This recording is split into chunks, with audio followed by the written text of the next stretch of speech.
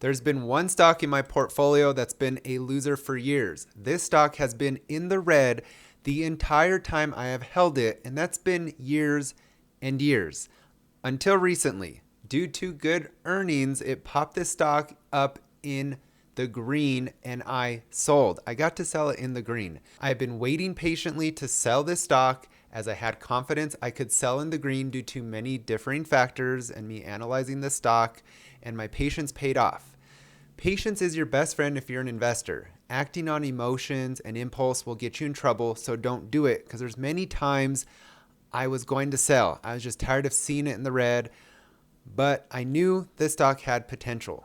It was undervalued. I'm going to talk more about that, but what stock did I sell? That's going to be Warner Bros. Discovery.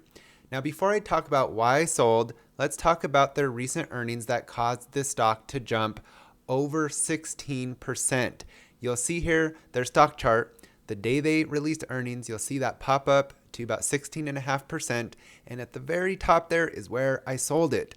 Now, since then, it's kind of gone down and up above this range. This is something that a lot of stocks do after earnings. If they pop up, they kind of pull back for a little bit and then they might have another run up. Regardless, I sold in the green, and that makes me so happy. Now, the big news with their earnings was that Warner Bros. Discovery added 7.2 million max subscribers. You heard that right. This is Warner Bros.' largest single quarter jump, and it brings their total subscriber base to 110.5 million. Now, the main reason for the subscriber growth is that Warner Bros. Discovery has been launching internationally into new markets over the last year or two. So naturally, this number is going to rise as those other new markets start having people subscribe and check out Max.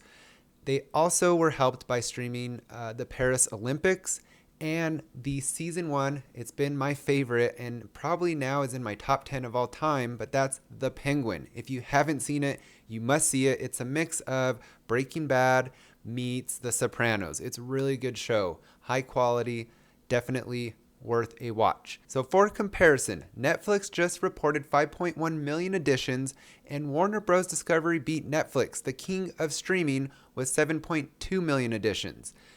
That's phenomenal, and no one's really talking about it. But of course, everything in context, right? Netflix has a total of 282.7 million subscribers versus Max's 110.5. So that's a big difference. And that means that Netflix still has very respectful growth for being that large and having that big of a subscriber base. So just to compare everyone, all these streaming companies from their last earnings, and we just had Disney reporting this week, so these are updated. Peacock added 3 million subscribers and has a total subscriber base of 36 million. Disney Plus had an increase of 4.4 million subscribers and a total subscriber base of 122.7 million. Now, this omits Disney Hotstar, which is the India division and some areas around India. They never include that with this number. It's kind of considered a separate business, a separate streaming company, shall I say, because it is that different. And then you have Disney's Hulu, which had an increase of 1 million subscribers and a total subscriber base of 52 million. Paramount Global lost 2.8 million subscribers, the only one to lose subscribers, and it came in at a total subscriber base of 68 million. Now you'll see Amazon and Apple TV down there, and they have question marks, and that's because Amazon has over 200 million Prime memberships, but that membership comes with Amazon Prime Video. So it is hard to really tell how many of these 200 plus million Prime members utilize Prime Video. Amazon does not release those numbers, nor does Apple TV. They don't release their numbers. So that is another number and statistic we don't really know. But as you can see here from top to bottom, I just kind of put it in order of total subscribers. You'll see Netflix as the clear winner, and then Disney and Warner Bros. Are kind of in, very close second and third place. Of course, without knowing Amazon and Apple, which I bet Amazon's pretty high up there. It's just this, we're going to go off of what we know. And then you go down and down and down. Paramount Global, it drops off and then goes down from there. So now on to more of the earnings data. Though the subscriber growth was strong for Warner Bros. Discovery, revenue decreased 4% year over year, and EBITDA was down 19% year over year.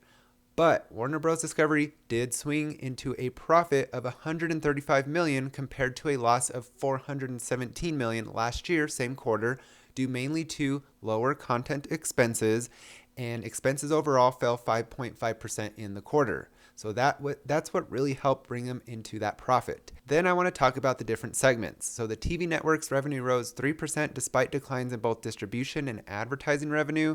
Then the studios revenue dropped 17% and the theatrical revenue dropped 40%. So this is what really contributed to that decrease in their revenue overall. 4% was these two areas, the studios and the theatrical revenue. And the theatrical revenue dropped that 40% due to lower box office earnings. Now, if you remember, last year was the crazy Barbenheimer combo, and they just didn't have anything that met that success this year. So that was the huge decline there in that revenue by 40%. Now, streaming revenue increased 8% year over year, and I think this is where the potential lies because it's a subscription, and a lot of that is dependable. I won't say it's as dependable as other forms of, subscriptions from other businesses. We're going to talk about that. But year-over-year growth of 8% to revenue of $2.63 billion is good. And again, that was mainly due to the growth in global subscribers. Now let's talk about the positives with Warner Bros. Discovery. The CEO mentioned that a Trump win signals that acquisitions and lower regulation should benefit the industry, and Warner Bros. Discovery has been in merger discussions with Paramount Global, so that's something to keep your eye on to see if that goes through over these next 4 years that Trump's in office. And then Max, their streaming service, made a deal and is now offering a bundle that consists of Max, Disney Plus, and Hulu, which has also probably added to its subscriber increase. And this was a very smart move and adds another avenue of growth. So what I think we are seeing here is some positive momentum in streaming growth due to the global expansion and new bundling offerings. And their high quality content overall does not hurt either. I love the shows on Max. They are definitely high quality. So I do see a change and some momentum in the right direction, but with some big hurdles.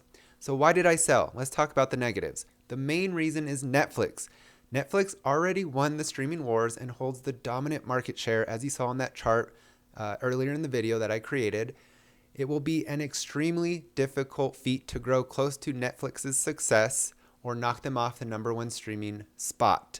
So keep in mind, once consumers know your product, they usually stick with it. That's why these companies that are so big usually stay in that spot for a long time, is people are just so used to their products. It just becomes a part of their lives. And I see it this way. Netflix is the staple in all homes, and all other streaming companies are the ones that people will cut if they want to reduce expenses. They're easily disposable, and many people only seasonally sign up for these others based on specific shows they like and will only subscribe during that time. And I see that with Max. I've seen it with House of Dragons. People sign up, they watch it, and then they unsubscribe till the next season.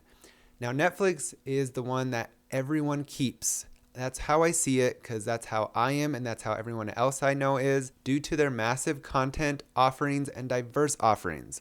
Netflix is just something that people love. The other reason I sold is competition in general. There are just too many players in the streaming wars, and Warner Bros. Discovery has to not only compete with Netflix, but other big hitters like Amazon, Disney, Hulu, Apple TV, and even YouTube. YouTube takes watch time away from Max.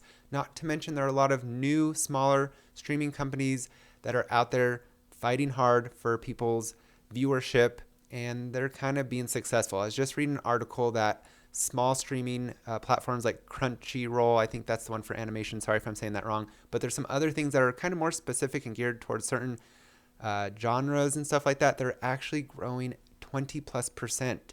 So that's what they have to compete with. And I feel it will be a roller coaster with Warner Bros. Discovery. We will get seasons of growth and seasons of decline. I don't see it being linear. That's what I like with my stocks, is linear growth. Another reason is that content expenses can be expensive. And though Warner Bros. Discovery reduced it this quarter, that's something that will be raised at some point again to compete with others as they create new content.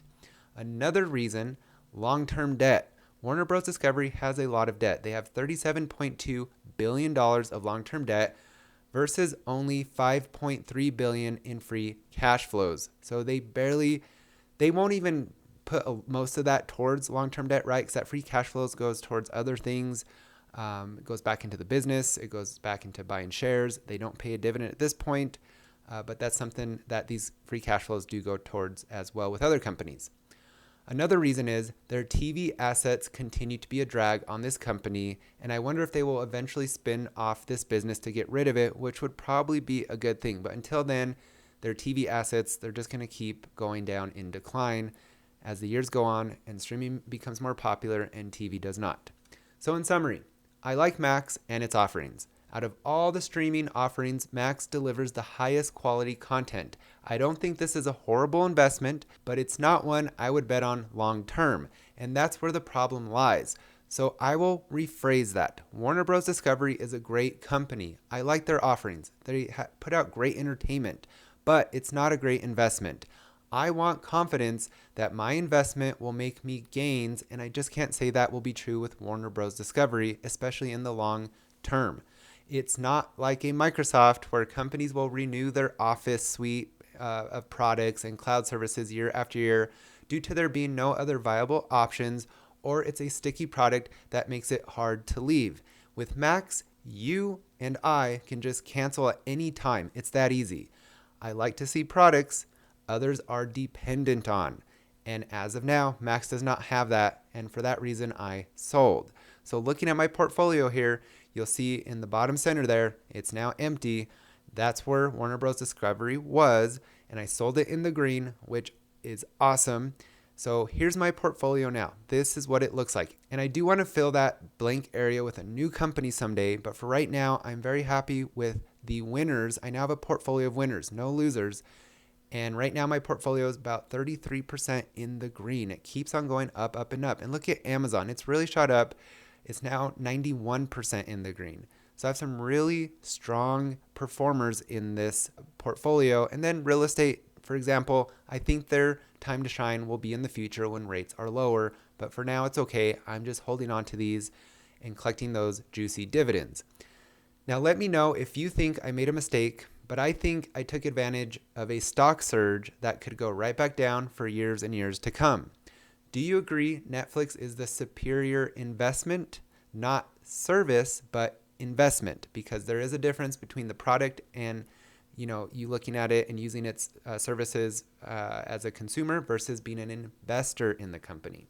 I think the moral of this video is to recognize when you hold a loser in your portfolio and analyze an exit plan. Sometimes it's worth selling at a loss because this company that you hold that's a loser may never recover and may just keep going down, down, and down.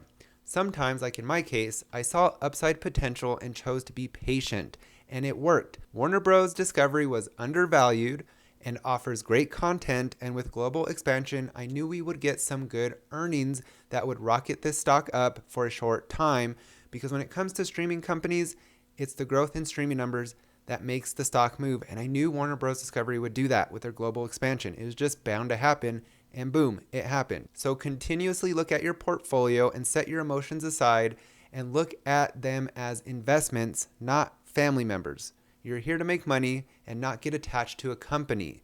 Admit mistakes, make changes, keep your portfolio resilient. Thanks for your viewership and time, and we'll see you soon on Mark Arnold's Finance.